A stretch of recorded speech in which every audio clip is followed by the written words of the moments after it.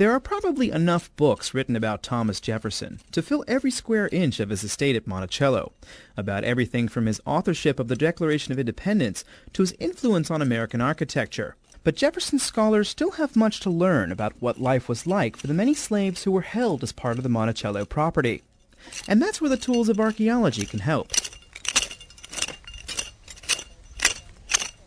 On a breezy day in the middle of June, a team of student archaeologists participating in a field school on the Monticello estate are busy troweling an excavation unit in a clearing down from Jefferson's stately home.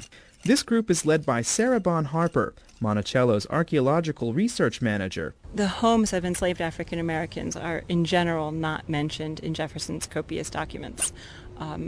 Site 8, for example, is not mentioned at all. And through the research that we've done here, through excavation, we have first identified the site, and that was through the Monticello Plantation Archaeological Survey in the winter of 1997. Since beginning the survey in 1997, archaeologists have dug 12,000 holes all across Monticello in search of artifacts that might uncover structures that once existed on the mountain. These holes are known as shovel test pits, or STPs. The survey helped identify regions of interest, such as the 300 by 400 foot section of land known as the Monticello Home Farm Quarter, made up of Site 7 and Site 8, where Bon-Harper and her team are currently working. And since then, we've been excavating 5 by 5 foot excavation squares to further understand the site. And we've also found evidence of 4 houses here. As you look around, you can see that there's no evidence of architecture at all. You would not even know that there was a site because the artifacts aren't visible on the ground. So there's nothing in a walkover that you would recognize. And there's also nothing in the historical records about any houses ever being built on the relatively flat land that makes up Site 8, although there is record of an overseer's house at Site 7. Bon-Harper and her team have dug over 270 5 by 5 excavation squares at Site 7 and 8 as a way of peering back into the past. I don't know if you can really see this. She shows me a group of excavation squares from last year's field school and describes what the area would look like if unveiled from beneath its protective covering of black plastic. All you see when you look in these squares, you see the red clay subsoil, and then you see the what we call features, when the fill of those is a slightly different color from the red clay subsoil around. And that's the only architectural evidence that we have for the houses here on Site 8. The houses date back to the late 18th century and only existed for a few decades at most. Jefferson was a curious man who pursued many agricultural interests, and he likely considered the land on which these houses stood as valuable for his experiments. Bon-Harper explains that as the land went from residential use to farm use, a very distinct imprint was left on the layers of clay underneath where we're standing. The site after occupation was plowed, which completely changes the archaeological record. Usually you imagine, old world archaeology where you've got layers and layers, and then finally after many feet you dig down and find the period you're looking for. Whereas here our excavation units are fairly shallow, and all that we're digging is a plow zone. Jefferson's decision to farm on Site 8, displacing his slaves, can be traced back to a switch in emphasis from hoe-cultivated tobacco, which can grow anywhere, to small grain crops cultivated with plows, which require a flat surface. But archaeologists can not only track Jefferson's changing interests through studying the soil, they can also deduce what slave life was like by studying the placement of slave houses.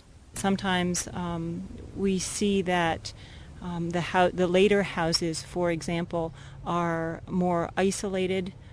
Sometimes they're closer to water sources, and both of those could be positives. Not living directly under the gaze of an overseer may have been a trade-off for living on more slopey land.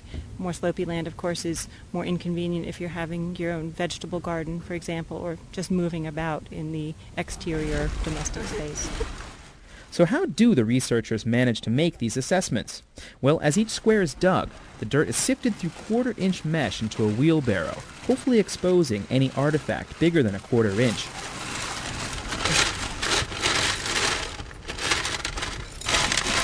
Oh, another. Oh, nice. Mm-hmm. I found a really big one in the bag. You should feel our bag. It's heavy. When artifacts are found, they're placed in a bag and sent to the Monticello Department of Archaeology lab, where they'll be analyzed. Objects might include nail fragments, glass from wine bottles slaves would use to transport water, and shards of pottery.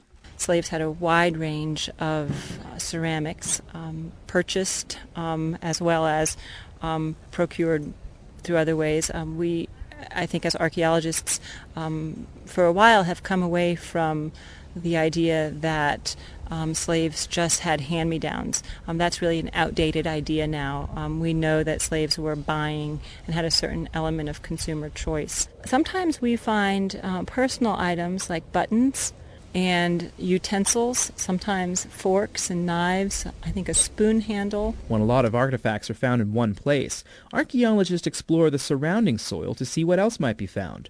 Statistical analyses help direct the search for remains of houses on the site, but what the team hopes to find to confirm the locations of these houses is what Bon-Harper refers to as a feature, meaning an imprint left by some kind of structure. So these log houses smack on the ground surface, just ground earth floors. Okay, the ground was the floor.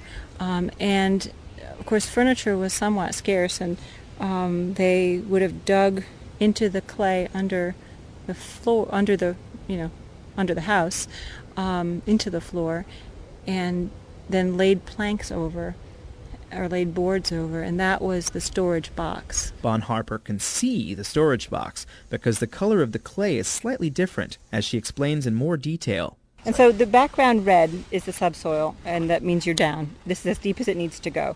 But then we look for different colors, different patterns. I don't know if you can really see